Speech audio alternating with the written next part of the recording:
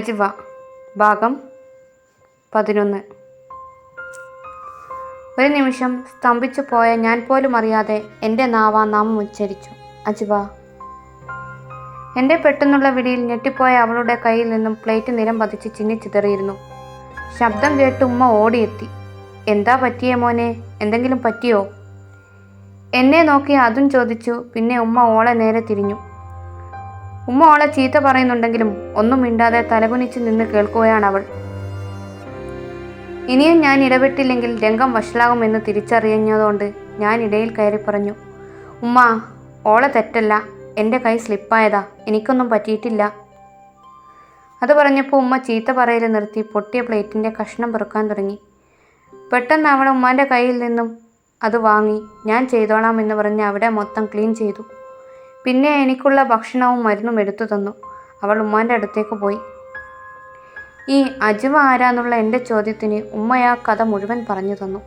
പക്ഷേ ആ കഥ പകുതി വരെ ഞാൻ വായിച്ചിരുന്നു, കുഞ്ഞോളെ ഫോണിന്ന്. പക്ഷേ അത് സ്വന്തം കഥയാണ് എഴുതിയിരുന്നതെന്ന് ഞാൻ ഒരിക്കലും ഊഹിച്ചതുപോലുമില്ല. അയാൾ എന്തിനാ എന്നെ അജ്വ എന്ന് വിളിച്ചത്?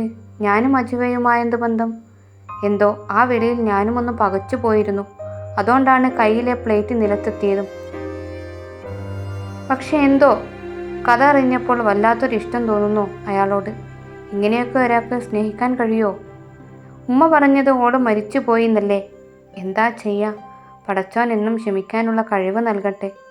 ഓരോന്ന് ആലോചിച്ച് എപ്പോഴാ ഉറങ്ങിപ്പോയതെന്നൊന്നും അറിയില്ല. അലറാം ബെല്ലടിച്ചപ്പോഴാണ് എണീറ്റത്. എണീറ്റ് വേഗം നിസ്കരിച്ച് ചായയുമായി. ഇനി ഞാൻ അയാളെന്ന് പറയുന്നതിന് പകരം സാർ എന്ന് പറയാട്ടോ.